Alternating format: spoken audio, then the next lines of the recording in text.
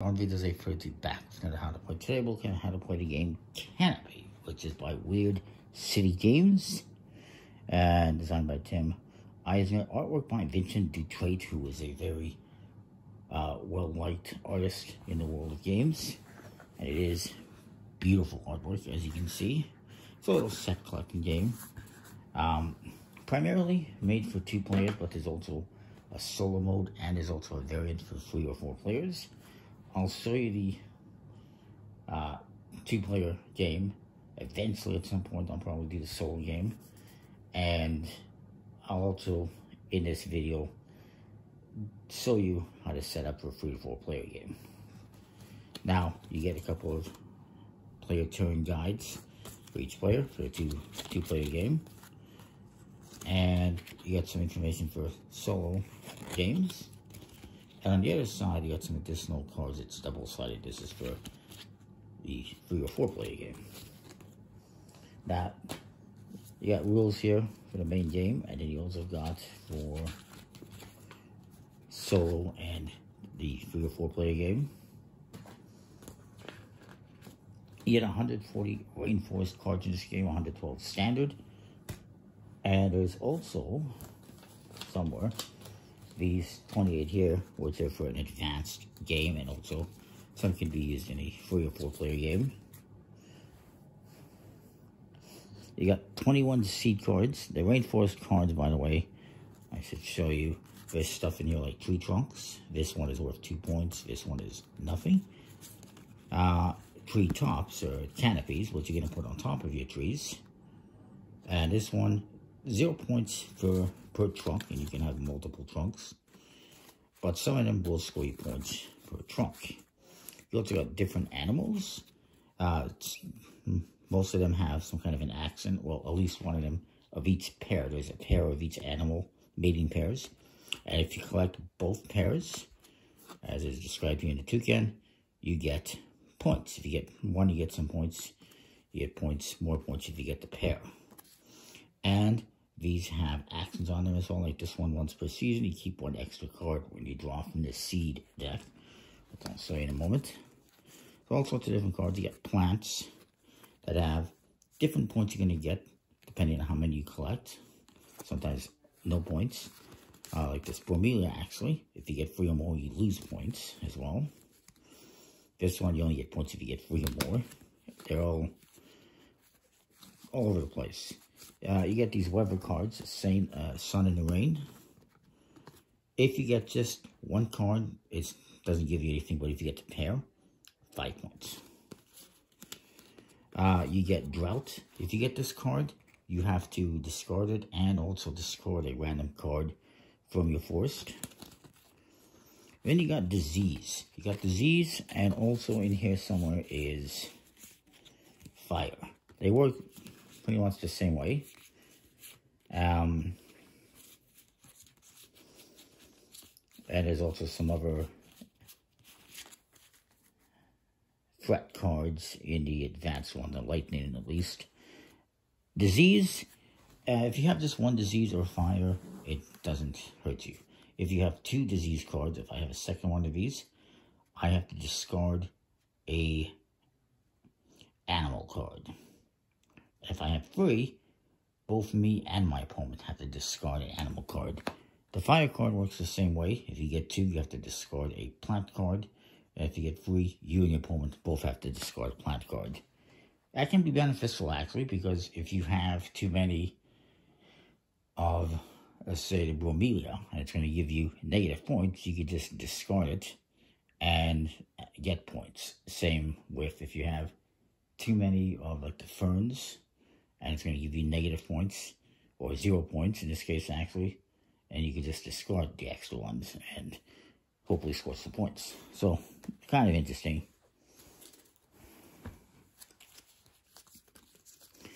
And you just get lots of cards like that, lots of different animals and plants.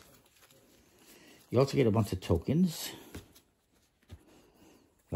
These are here, and actually these are, at the end of each round, each season, you're going to do 3 seasons or rounds. At the end of each round, you're going to do some scoring. As I drop the tokens.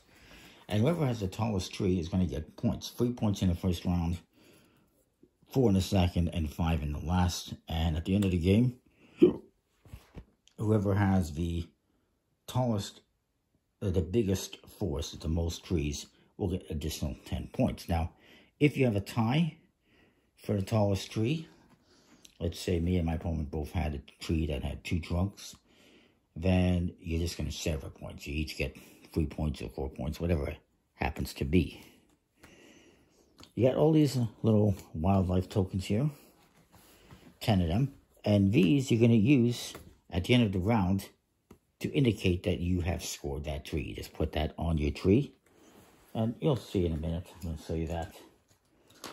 Over here as well, everything is environmentally friendly. Paper envelopes instead of plastic bags, so that's cool. In this one, you have tokens with points from 1 through 25 points. And then you got these cards here. This one has 2 seasons. This is your current season. New growths, 1, 2, and 3.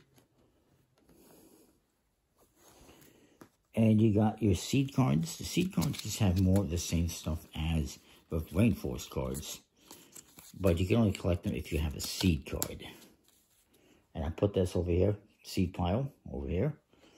These are your sifting season cards. It's kind of an advanced thing where you have different rules. Like use this card to create a 4th new growth pile.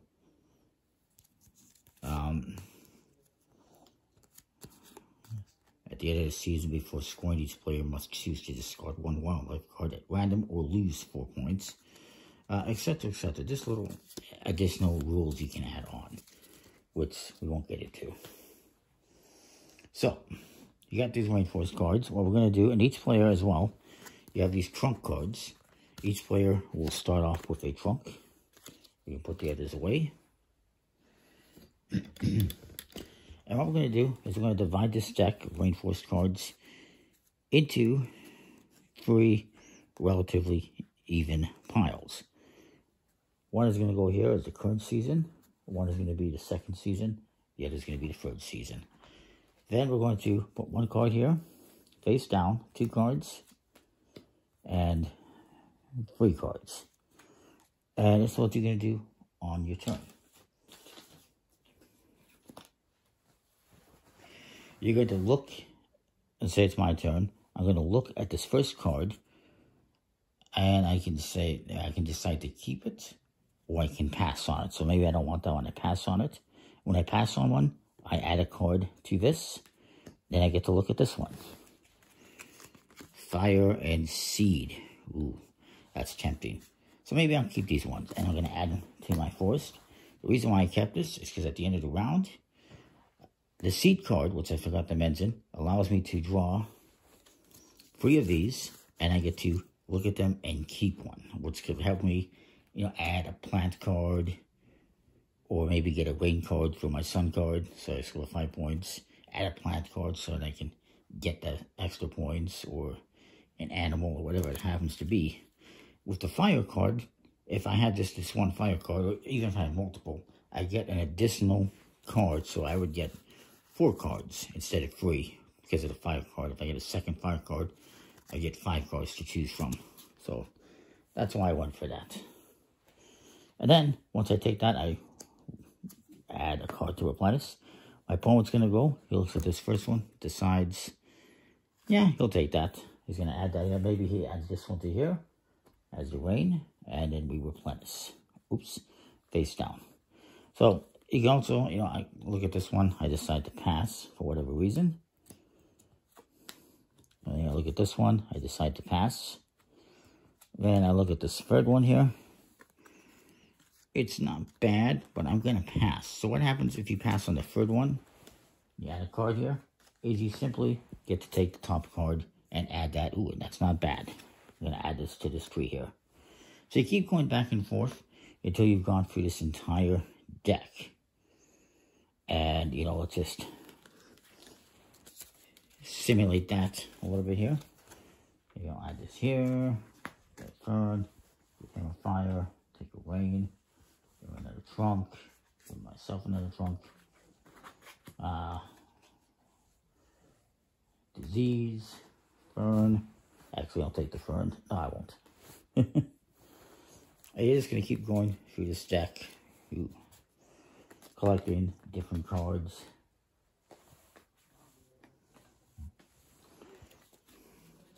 Oh, wow. There's more diseases. Now, if on your turn you get one of these and you don't have a tree that needs a canopy, then you cannot take this. You can just discard it. But we'll see my opponent got that one. And that's what here. Put that here, probably.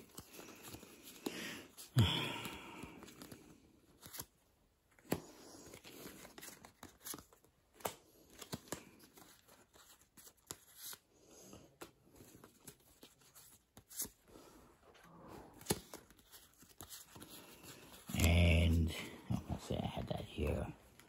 That here.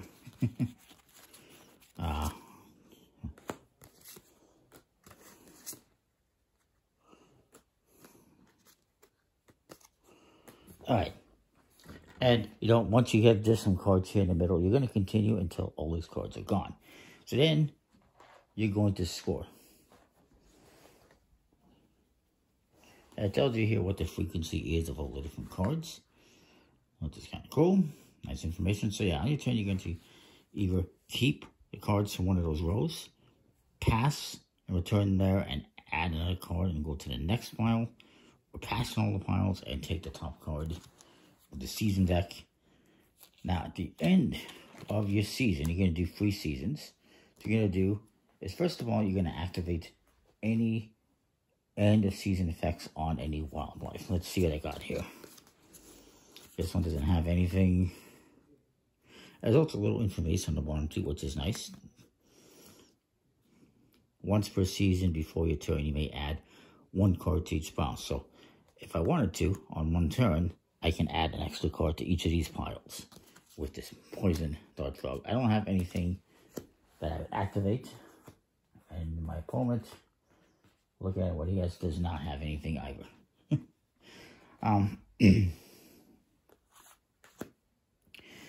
These cards are going to stay here for the rest of the game, your wildlife. So I'll put them aside. Next, you're going to look at the seeds. So I got 3 seeds plus 1. So I can draw 1, 2, 3, 4. Look at them. I would not take this because it's not very useful. I could take a trunk. I could take the Monstera, since I don't have any. It's not worth anything, though. I'm just going to take this 2-point trunk and add it here. And then these are going to go to the bottom. And again, and this is going to be discarded. Again, I have another seed card. So I'll discard. And again, with the fire, I get 1, 2, 3, 4.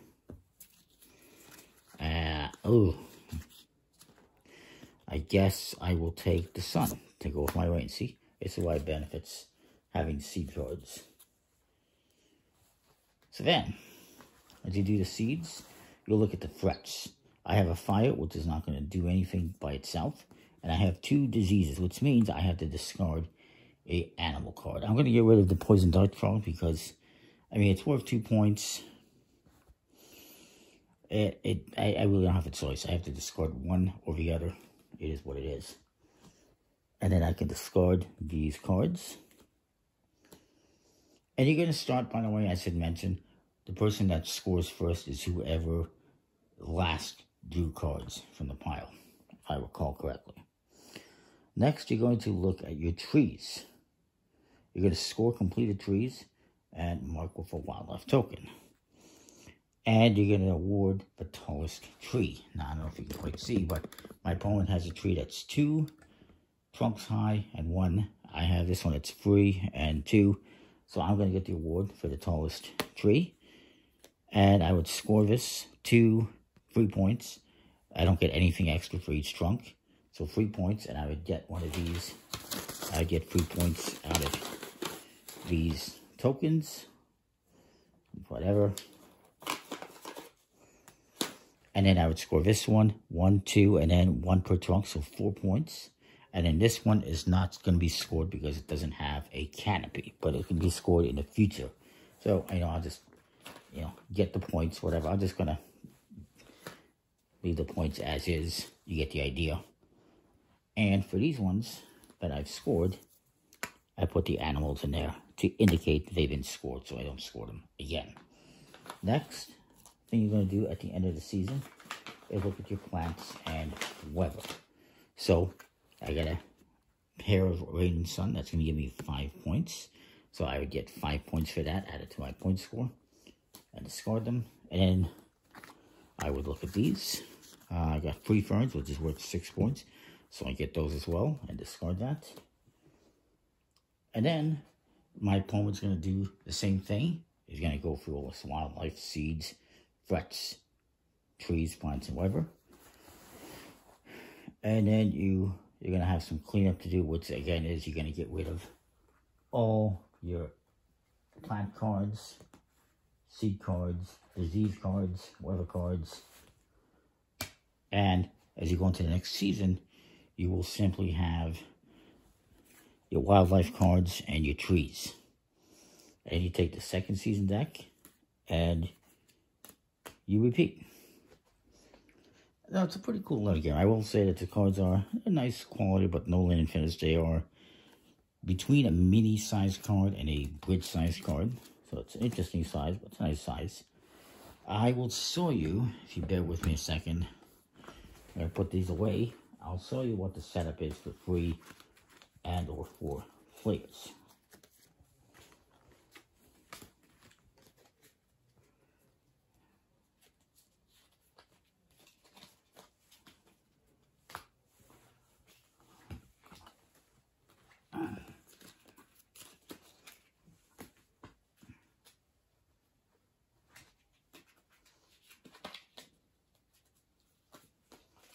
Alright, so 3 and 4 players.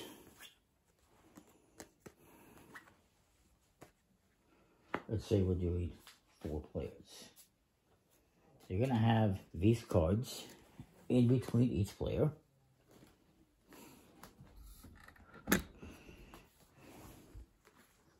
Each player is going to have, put this away,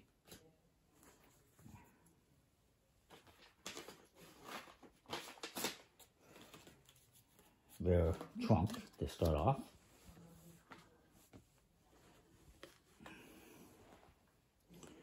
And you're going to have, I believe you just split the deck into 2 seasons. And put that here.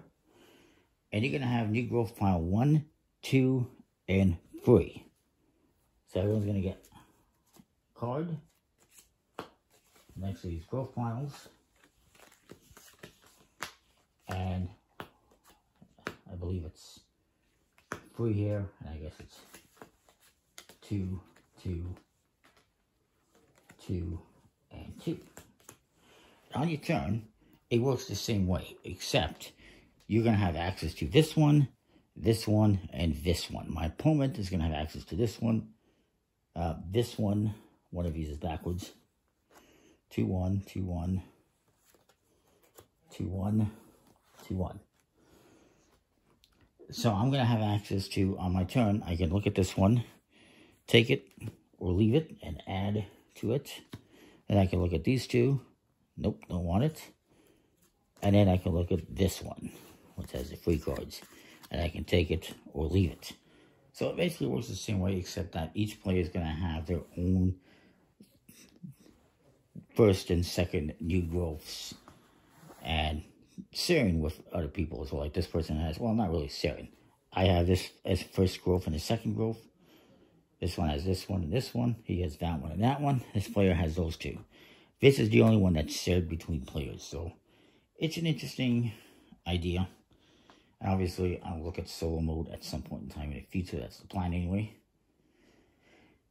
I won't explain this because basically it plays the same way. It's just you have access to only your specific piles. Yeah, it's pretty cool. I think the 2-player one is probably the best, but it works for 3 or 4 players. That is that. I like it. Comment, like, subscribe. Let me know what you think. I'll see you next time more. Thanks for watching.